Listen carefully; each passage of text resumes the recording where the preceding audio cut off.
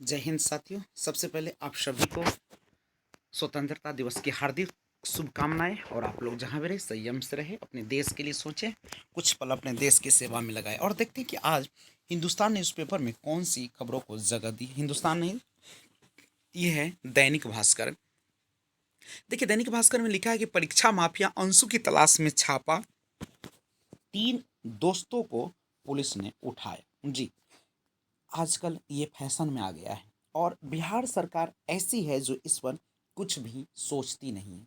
ये बार बार होते, कोई भी एग्जाम हो, चाहे ऑनलाइन हो ऑफलाइन हो, उसमें धांधली होती ही है। आखिर क्यों हमारी सरकार क्यों कंसस नहीं, क्यों इन उन तमाम छात्रों को जिन्होंने किसी भी प्रकार से गरीबी की हालात में उन्होंने पढ़ाई किया, मेरिट लिया और उसके बाद उनको मिला तो क्या मिला? मिलता है वही कि जिनके पास पैसे होते हैं, जिनके पास पहुंच होती है, उन्हीं का रिजल्ट होता है, और जो पढ़ने वाले होते हैं वो लगभग बाहर से हो जाते हैं। तो ये कब तक खेला चलेगा? और उसी की तलाश में आपने देखा होगा कि परीक्षा माफिया अंशु की तलाश में छापा मारा गया। तो वहाँ पे बहुत सारे लैपटॉप और सॉफ्टवेयर ऐसे ऐसे मौजूद हुए जो कि आप अंदाज़ा नहीं लगा सकते हैं कि वो एग्ज़ाम कहीं और हो रही है और उसका सवाल कहीं और से बनाया जा रहा है। तो इन तमाम चीज़ों के बीच ये बहुत बड़ा मुद्दा बनता हुआ, और जिस तरीके से बिहार एसटीईटी में ये घपला हुआ, ये किसी से छुपा नहीं है।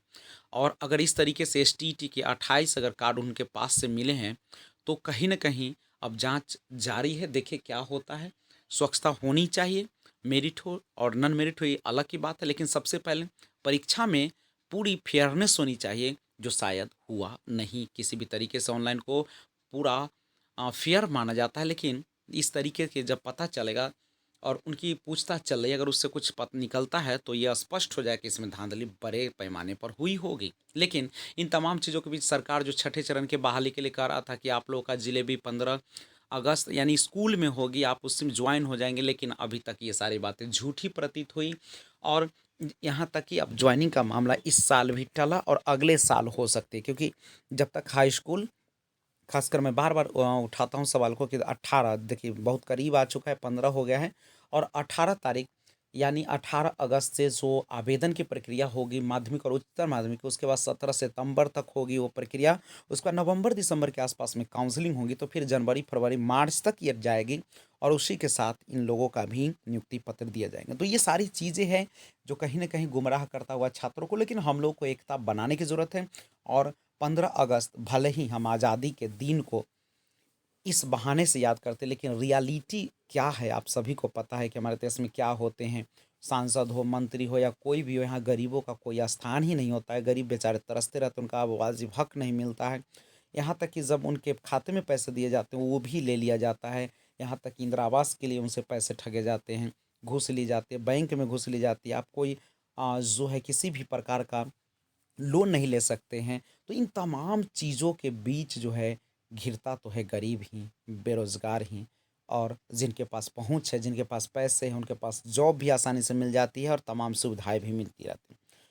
तो यह एक बहुत बड़ा सवाल है। आज आज़ादी के दिन हम उन तमाम माताओं और बहनों को जिन्होंने अपने बेटे को, अपने पतियों को, अपना जाने किन किन लोगों को खोया था, उन्होंने एक सपना देखा था स्वच्छ भारत की, और एक कह सकते हैं कि न्यायपूर्ण व्यवस्था की, घूसखोरी समाप्त होने की, और सबको वाजिब हक मिले, लेकिन ये सारा झूठ प्रतीत हुआ। बिहार एसटीटी में यही मामला आया। लगातार अभ्यर्थी परेशान है 2019 से, लेकिन अभी तक उनको किसी भी प्रकार की उम्मीदें कहीं से दिख नहीं रही। बार बार मंत्री झूठा आश्वासन दे देते, कभी कहते हैं कि सितंबर के पहले सप्ताह से आवेदन शुरू हो जाएंगे, लेकिन ये कहीं पर, क्योंकि अभी तक किसी भी प्रकार का एसटीईटी का जो रिजल्ट कार्ड है वो भी नहीं दिए गए, रिजल्ट कार्ड के साथ जो स्कोर कार्ड है वो नहीं दिए गए हैं। तो इन तमाम चीज़ों के बीच कहीं ना कहीं हम लोग बेवकूफ़ बनते जा रहे हैं, और इसके लिए हमें सजग होना पड़ेगा। आप लोग का क्या राय है? क्या स्वतंत्रता दिवस के अवसर पर क्या हम लोग को वाजिब हक नहीं मिलना चाहिए? क्या ये प्रश्न बार बार नहीं गूंजना चाहिए?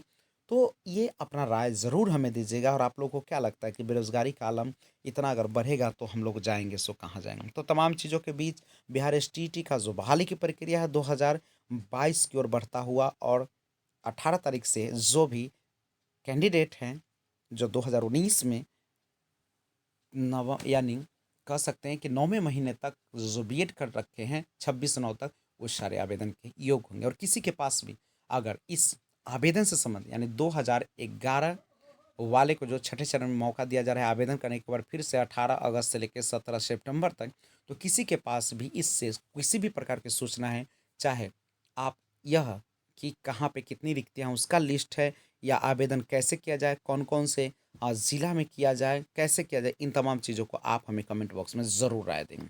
तब तक आप सभी को एक बार फिर से स्वतंत्रता दिवस की हार्दिक शुभकामनाएं।